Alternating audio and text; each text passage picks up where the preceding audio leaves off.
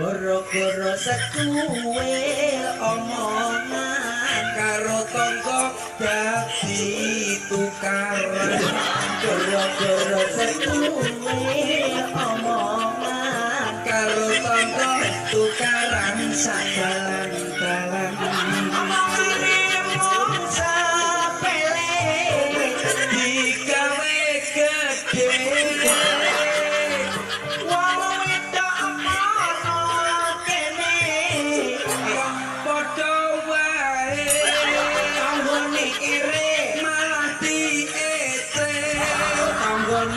Dihitung tuyul.